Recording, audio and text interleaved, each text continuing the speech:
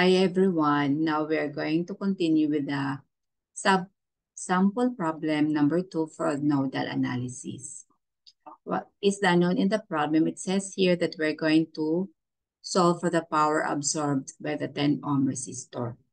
But before that, let's recall the steps in solving the complex circuit using nodal analysis. First step is we're going to identify the nodes and label them. So since here we're already given with these variables V1 and V2, so this is already the nodes, the non-reference nodes, 1, 2, and we have the bottom here as our reference node. Okay, so we are going to label them. Okay, so this is our node 1, and we call it as V1. Then the nodal voltage is V1, and this is the node 2. And this is the reference connecting all the branches. Okay, so this is our reference node, of which the voltage here is equal to 0 volt. Okay, and then let's go back to the problem. That the problem is how much is the power absorbed by the 10 ohm resistor. Let's recall. Power is equal to I squared times R. So the power of the 10 ohm resistor is just equal to the current, the branch current, say this is I1. Okay, so you have I1 squared times the 10 ohms. Okay, next. So what is the unknown here in solving for the 10 ohm, the power absorbed by the 10 ohm resistors? We need to solve for the I1 by nodal analysis. I1 is the branch current in the 10 ohm resistor. Okay, the second step in solving for the unknown using nodal analysis is we have to assume branch currents. We already have assumed branch current I1 to be downward. So we have here I2, then we have I3, and I4. After that, so we can now write the current equations using KCL. So let's start. Okay, apply KCL at node 1. Okay, so we have here, what are the branches connected to node 1? So we have, how many branches connected to node 1? There are 4. 1, 2, 3, 4. Meaning we have 4 terms. And then KCL is just the current entering the node is equal to the current leaving the node. As you can see in this node, all currents are leaving the node 1. So we have, this current 6 plus I1 plus I2 and I3. Then equals 0 because there is no current leaving the node. After writing the current equation, then we are going to express the I in terms of the nodal voltages. So we'll just copy the 6 plus, what is I1? So if we inspect here, I1 is going downward, meaning V1 is higher in potential than the reference. So you have V divided by 10. How about I2? It's also going downward. And I3, its direction is to the right. Meaning, okay, what are the nodes connected to to 2 ohms? So 2 ohms is the resistor between the nodes 1 and 2. Okay, so let's then express these currents in terms of the nodal voltages. So let's have I1. So I1 I1 here is V. V minus 0 is just V1. So V1 over 10. I2 is V1 minus 0 or still V1, then divide by 5. I3 is 1. It's the difference between V1 and V2. V1 minus V2 since the assumed direction of I3 is to the right. So we assume that V1 is higher in potential than V2. And then divide by 2 equals 0. Okay, so since we have the denominators here and to get rid of the denominators, then we have to multiply the whole equation by the least common multiple, which is 10. So we're going to multiply 10 to each element in the equation or each term. So this becomes 60. And then you have V1.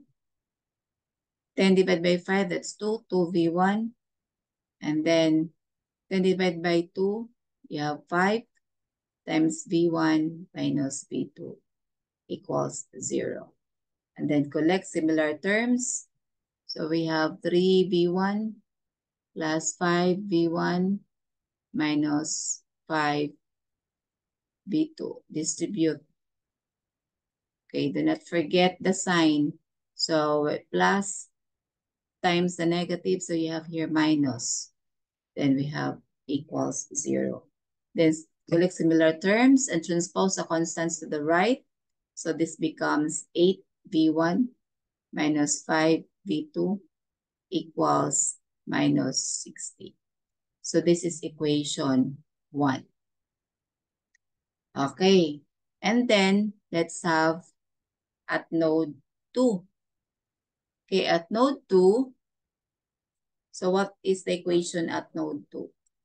So I will just write the equation at the top here.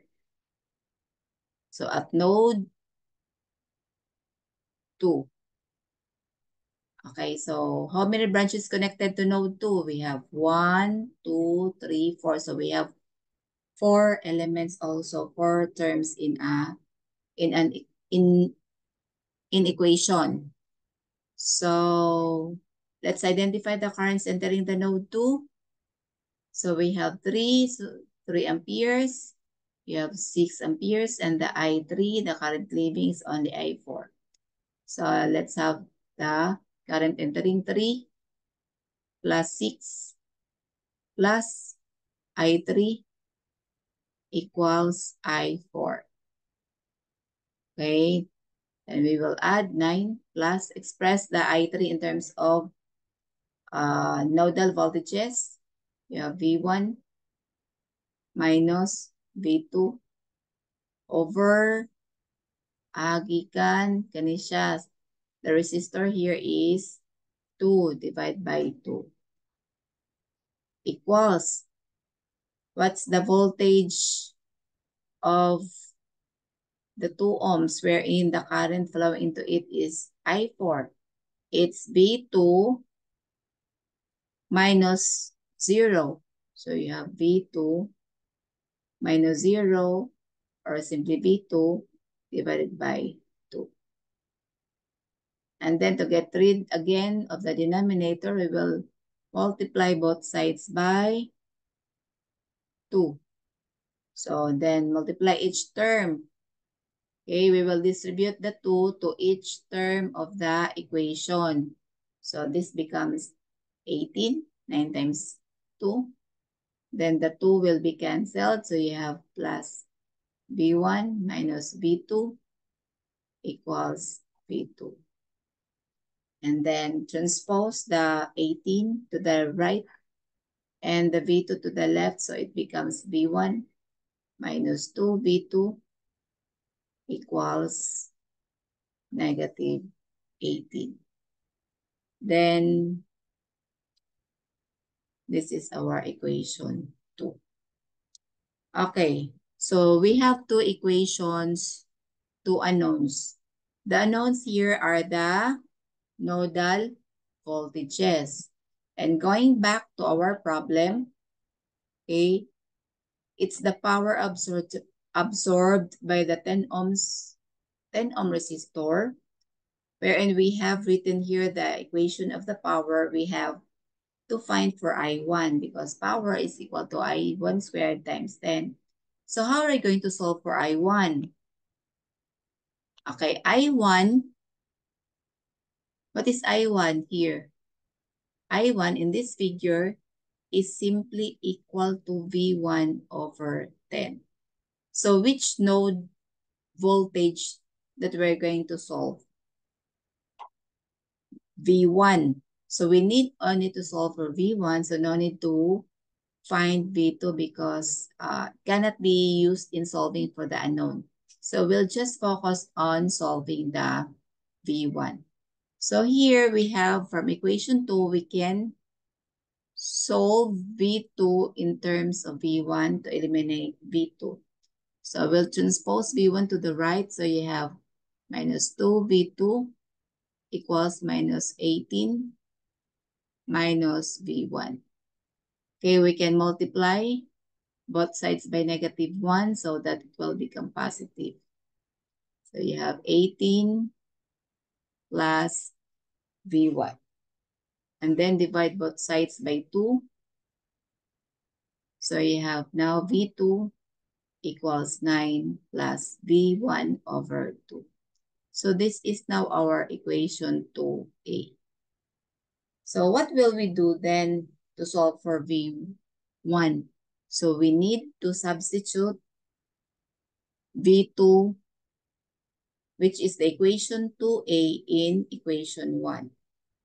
So we'll have to substitute. So let's rewrite first the equations. So equation 1. So from equation 1. Equation 1, you have 8 V1 minus 5 V2 minus 60. So you have 8 V1 minus 5 V2 equals minus 60.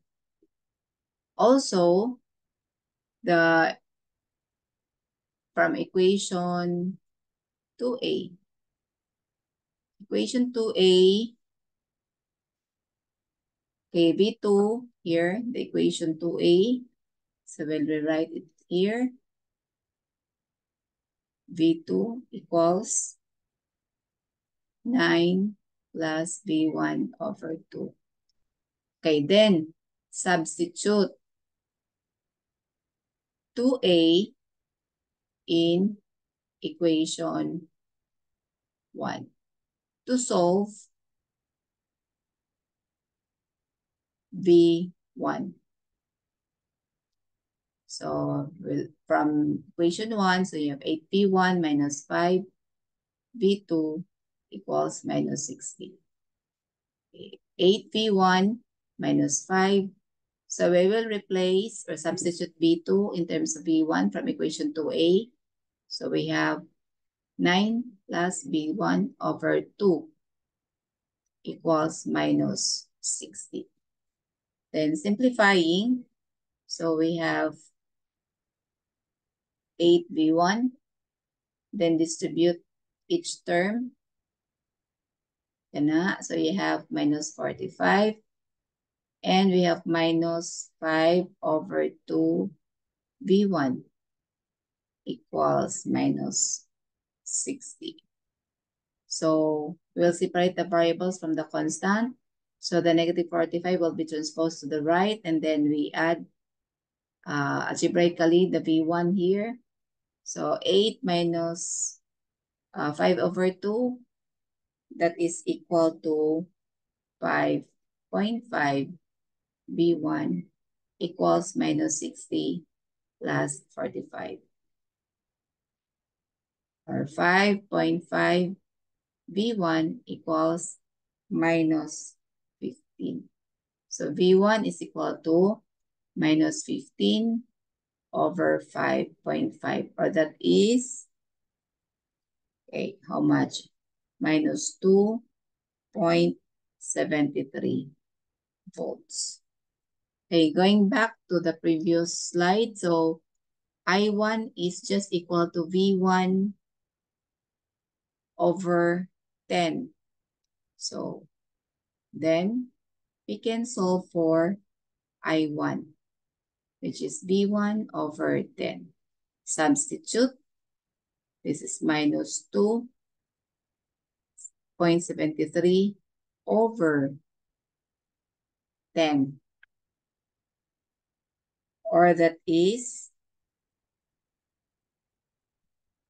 how much? So you have negative 0.273 amperes. Therefore, the power in the 10 ohm resistor, which is I1 squared times 10, if we will substitute here the value, so we have, okay, how much is the power? Power is equal to, let's compute, or you just compute how much is the power here. Okay, so the question is, why do we solve only V1? Because that's the only nodal voltage that we can use in solving for the unknown. And the unknown here is the power of the 10 ohms. And from the formula, I1 squared times 10. And I1 is just equal to V1 over 10. So if you will compute for the power I squared 10, then you will get the answer of that 10 ohm resistor.